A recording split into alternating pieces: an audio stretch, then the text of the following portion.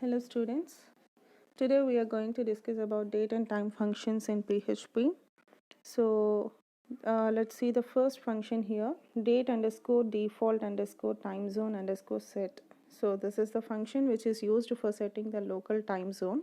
So based on the time zone what we set, we can get the date and time.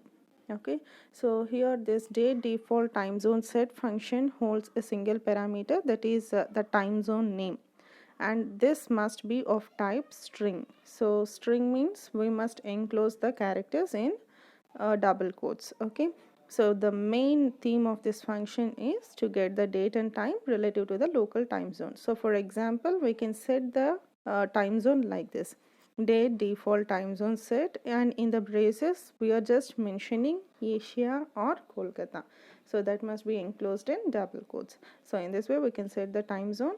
And coming to next function, date function. Okay, so this date function also used for getting the date and time according to the given string format. So it holds a single parameter which is a format. So in which format we need to display the date, that will be that we need to specify in the parameter. Okay, so in date function it holds a single parameter, that is a format must be of string type. Okay, so and the return type of date function is also a string type, so it will return the date in the form of string. So see the example, echo date, and inside the parameter, inside the parenthesis, we are specifying the format. Okay, this we are calling as string formatting characters. Okay, D, M, Y, H, I, S, these are called the string formatting characters. So echo, we already know that this command is used for printing the date, printing the data on the screen. Okay, so echo date of D slash M slash Y space H colon I colon S space capital A. Here we are specifying this format. So based on this format, the date will get displayed on the screen. Okay, so let's say few string formatting characters. For getting the day, we can use lowercase d, uppercase d, or lowercase l. So if we are using lowercase d, then we can get the day of the month. That must be in numerical format. So at present the date is April 14. Then the output will be like 14. Okay, so today is 14, then the output will appear like 14. Okay, so if we are using capital D, that is uppercase T, then it will display the day of the week. Okay, so today is Monday, Tuesday, Wednesday, likewise, but it must appear only in 3 letters. Okay, that is nothing but short textual representation. Okay, so only the 3 characters of the week will be, of the day will be displayed. Okay, so if we are using lowercase l, then it also displays the day of the week, but in a large textual representation, that is the complete name of the week name, day name will get displayed. Okay, so the next for getting the month, we can use different string formatting characters, that are lowercase m, uppercase m, and uppercase f. Okay, if we are using lowercase m, then it will return the month of the year in the form of numerics. Okay, so in the form of numerics. Now at present we are in April, so it will return 04. Okay, so if we are in using uppercase m, then it will return the short textual format of the month. So now we are in April, so it will represent only the first 3 characters, that is nothing but short textual representation. So APR will get returned. So if we are using F, then it will return the month of the year, but in a large textual representation. The complete month name will get displayed on the screen. So if we want to get the year, what will happen? So what string formatting characters we need to use is capital Y or small y, that is lowercase or uppercase.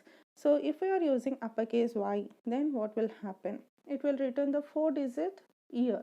Okay, now we are in 2020, so it will give the complete year. Okay, 2020. If we are using lowercase y, then it will give only the two digits, the last two digits of the year.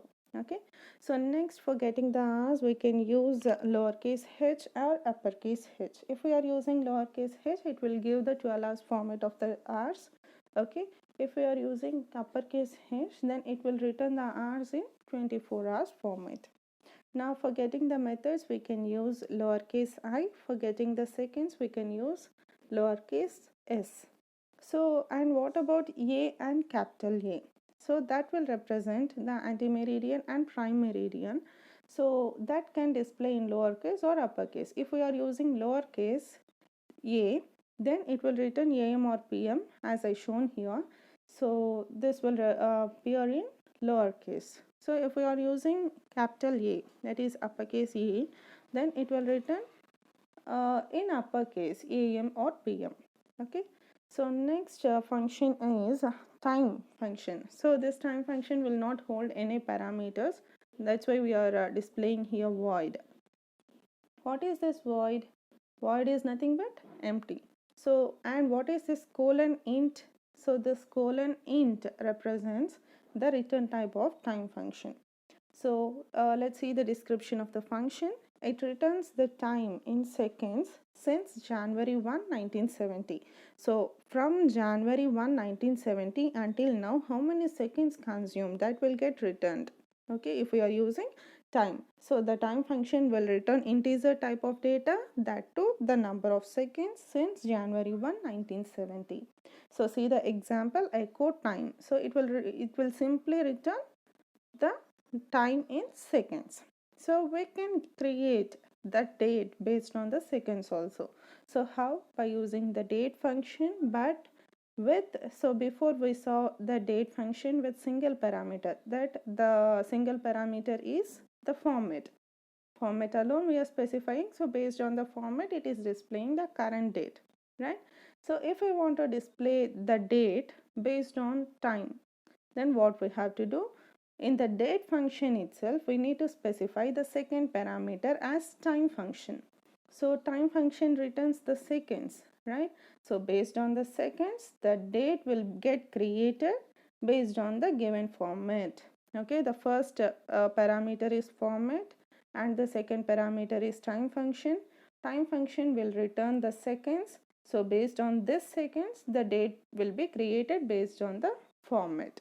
Okay, this is the way to create the date using time function. So we can create next day, we can display the date, next date or previous date also. Okay, so how we can display tomorrow date or yesterday date?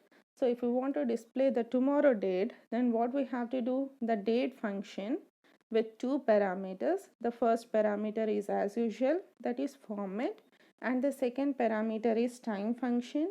And here for time function, I'm just adding 1 into 24 into 60 into 60. What does it mean? 1 is number of days, 24 is number of hours in a day, and 60 is number of minutes in an hour, and another 60 is number of seconds in a minute. Okay, so in this way I can give one more date time. So I'm just specifying the time in seconds. One day time in seconds. We'll be having 24 hours and 60. So we can add one day time to this time function. One day time in seconds we are just adding for time function, so that tomorrow date will get displayed. If I want to get yesterday date, then what we need to do? Here time function minus, time function will return the current time in seconds, minus, we are specifying again the seconds. Okay, for one day seconds, 24 into 60 into 60 will give one day time in seconds. Okay, so that we are just subtracting so that we can get the yesterday time. So these are few functions. Thank you.